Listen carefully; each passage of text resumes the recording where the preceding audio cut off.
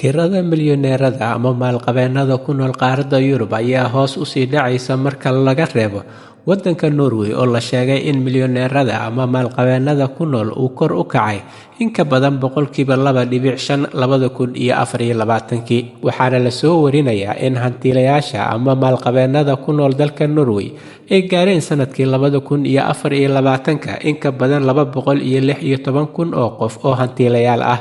Si taa la mid ah waxaa iyaguna sii kordhaya maalqabeennada ama milyaneerada ku nool qaaradda Aasiya iyo Waqooyiga Ameerika, kuwa oo iyaguna hantidoodu ay sare u kacayso. Warbixintan ayaa muujisay in Norway sanadkii 2024 ay ku kordheen in ka badan 5,000 oo qof oo haysta malaayiin lacaga marka la barbar dhigo sanadkii ka sii horreeyay. Waxayna warbixintan muujisay in maalqabeennada ku nool dalka Norway ay haystaan wadar guud lacag lagu qiyaasay in ka badan 590 bilyan oo dollarka Mareykanka ah. Waddanka Sweden ee dariska la ah Norway ayaa iyaguna la sheegayaa maalqabeennada ku nool in ay haystaan adduun lacageed oo ku dhow 150 milyan oo dollarka Mareykanka ah.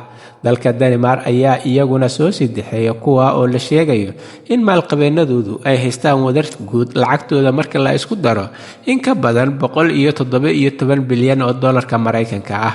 Warbixintan ayaa sidoo kale muujisay in hantida dunidu ay ku soo aruurayso gacmo yar oo dad shakhsiyaad ah oo haysta in ka badan 30 bilyan oo dollarka Mareykanka ah, kuwa oo la sheegayo in ay hantidoodu ku kordhiyeen sanadkii tagay ee 2024 in ka badan boqolkiiba 6.2 celcelis ahaan sanadkii 2024.